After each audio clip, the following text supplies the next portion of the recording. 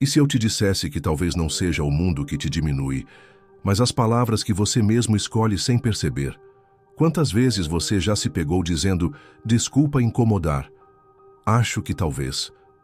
Não sei direito. Parece pouco, né? Mas cada sílaba carrega o peso de quem você acredita ser. E é nesse detalhe invisível que nasce a insegurança. Imagine uma pessoa que brilha de talento, mas sempre começa suas frases com acho que não sou boa o suficiente. O que acontece? Antes mesmo de mostrar seu valor, ela já se colocou em segundo plano. E não importa o quanto estude, trabalhe ou se dedique, suas palavras criam a moldura pela qual o mundo a enxerga. Será que você também tem feito isso consigo? Talvez você se lembre de uma reunião em que tinha algo importante para dizer, mas começou pedindo desculpas ou rindo sem graça. De repente, a força da sua ideia perdeu espaço para o tom vacilante da sua fala. O conteúdo era poderoso, mas a forma como foi dito apagou o impacto. Já viveu isso? As palavras têm uma estranha forma de se tornarem espelhos. Quando repetimos frases frágeis, acabamos acreditando nelas. Sem perceber, alimentamos a narrativa de que somos menores, menos capazes, menos dignos de respeito. E quanto mais acreditamos nisso, mais o mundo confirma. É como se estivéssemos cavando o próprio buraco com cada palavra solta. Mas, e se fosse possível mudar esse reflexo? E se ao invés de acho que não consigo, você dissesse, vou tentar e aprender? E se trocássemos o desculpa falar por gostaria de compartilhar uma ideia? Pequenas trocas, sim, mas capazes de alterar não apenas como os outros nos veem, e principalmente como nós passamos a nos ver. É aqui que começa a transformação. Conta-se que em uma assembleia da Grécia Antiga, um jovem aprendiz de filósofo levantou a mão com coragem, mas antes mesmo de expor seu pensamento murmurou: é só uma ideia boba. O salão silenciou, e o mestre apenas o observou. Ninguém riu, ninguém atacou. Mas o próprio jovem, ao se encolher em suas palavras, apagou o brilho que poderia ter incendiado a sala. Essa história se repete em escritórios, salas de aula e até em conversas de família. Quantas vezes pessoas brilhantes abafam sua luz com frases que diminuem suas ideias? A insegurança veste máscara de humildade, mas no fundo é medo de rejeição. E nesse medo, grandes ideias deixam de nascer, morrem antes mesmo de serem ouvidas.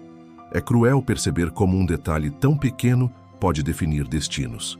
Um simples boba destrói a força do pensamento e transforma algo poderoso em frágil. Quem ouve passa a acreditar que não vale a pena escutar. E quem fala confirma a profecia de que sua voz é pequena demais. Mas e se o jovem tivesse dito apenas, tenho uma ideia, sem desculpas, sem diminuição? Talvez aquela noite mudasse não só a assembleia, mas a vida de todos que estavam lá. Às vezes não é a ideia que falta, é a coragem de se permitir que ela nasça inteira. Ao trocar insegurança por firmeza, o cenário muda. O medo dá lugar ao respeito. O que antes era apenas um sussurro inseguro, agora se torna palavra que ecoa. E cada vez que ousamos confiar no que pensamos, ensinamos ao mundo e a nós mesmos que nossa voz merece ser ouvida. Em outra cena, um funcionário talentoso pede a palavra em uma reunião importante, mas sua frase de abertura é: desculpa, posso falar rapidinho?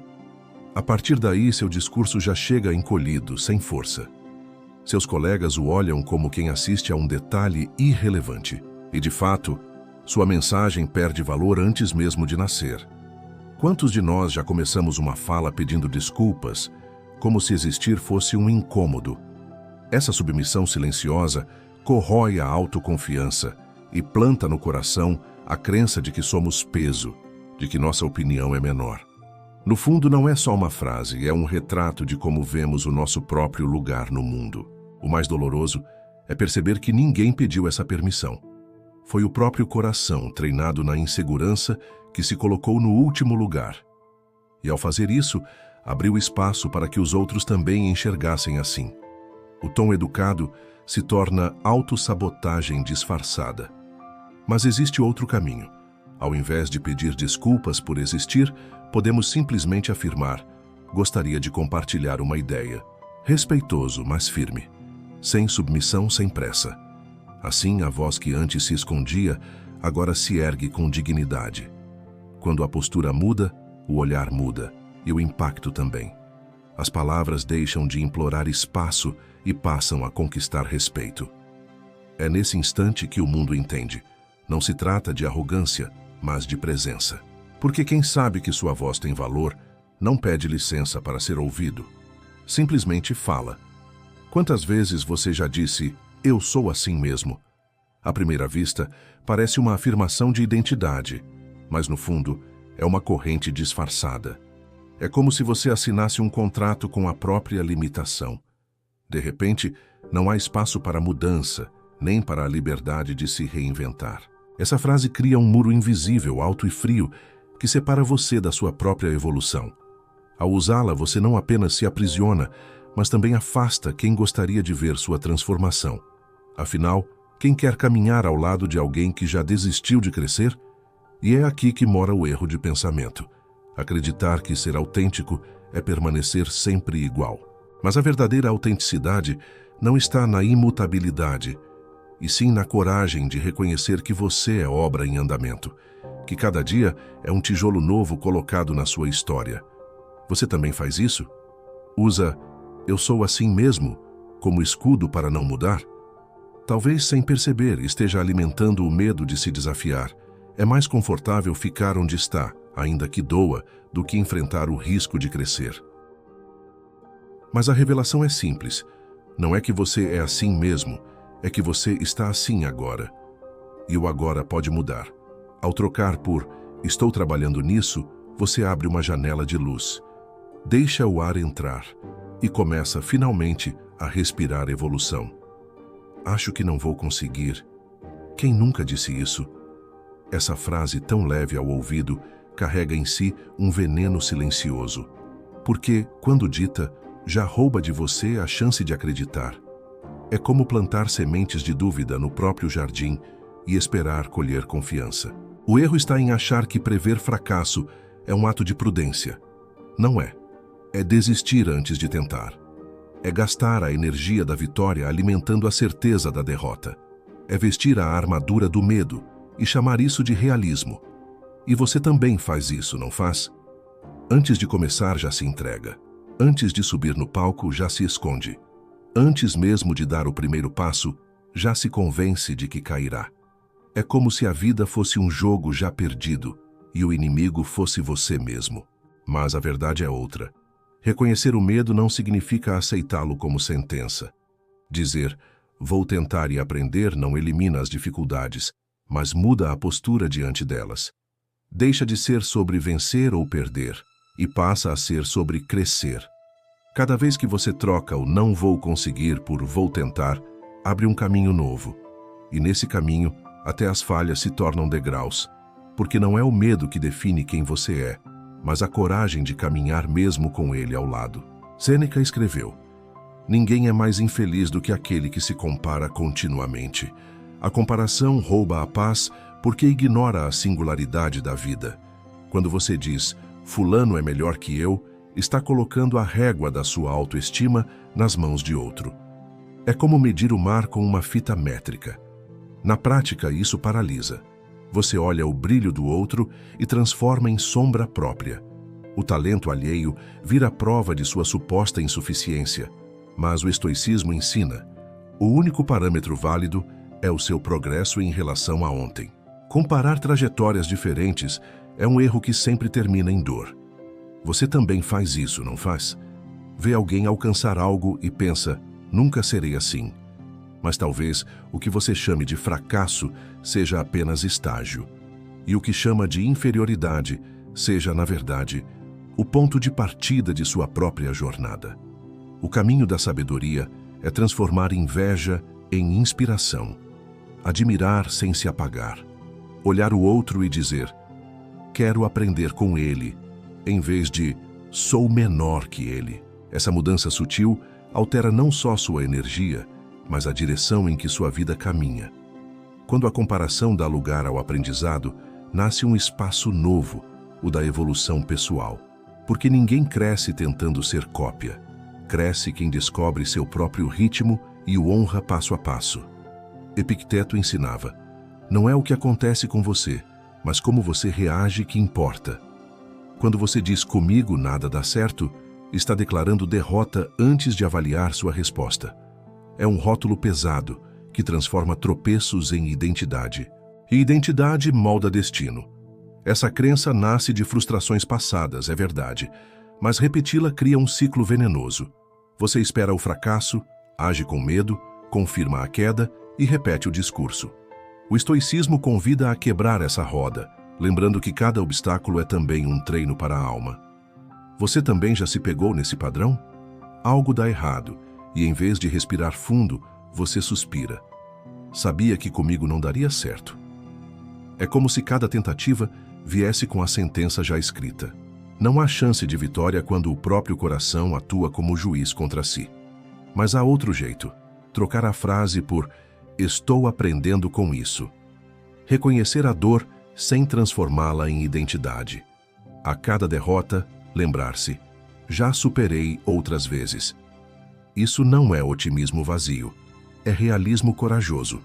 Quando você entende que não é o fracasso, mas a persistência que define sua história, algo muda.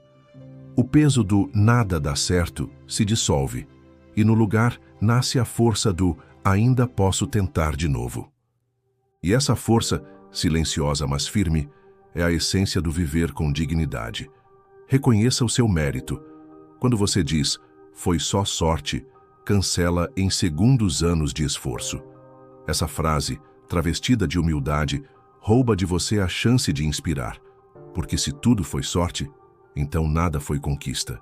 E sem perceber, você ensina ao mundo que seu trabalho não tem valor.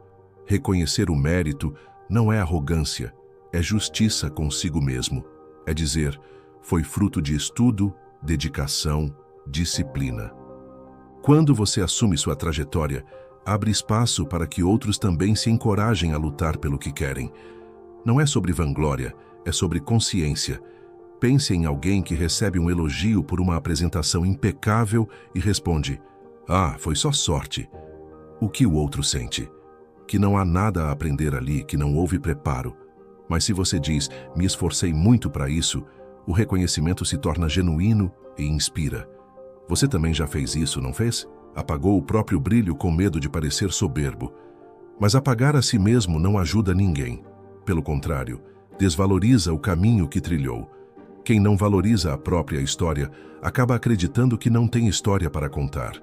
Da próxima vez que ouvir um elogio, respire fundo e aceite com verdade. Diga, "Obrigado, me preparei bastante."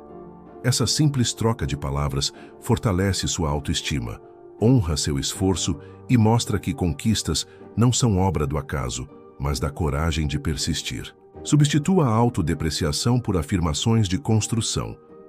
Cada vez que você se diminui em palavras, reforça uma identidade frágil. Quando diz, "Não sou bom com isso", fecha a porta do aprendizado. Mas se acrescenta um "ainda", a porta se abre. De limitação, vira processo. De sentença, vira caminho. Na prática, isso muda tudo. Um iniciante na música, por exemplo, pode dizer, "Não sei tocar violão ainda." Essa única palavra transforma incapacidade em jornada. O que era bloqueio se torna promessa. E o cérebro passa a trabalhar não no medo, mas na possibilidade. Você já percebeu como muitas vezes não é a realidade que te limita, mas a forma como a nomeia? O "não consigo" cela, o "estou aprendendo" liberta.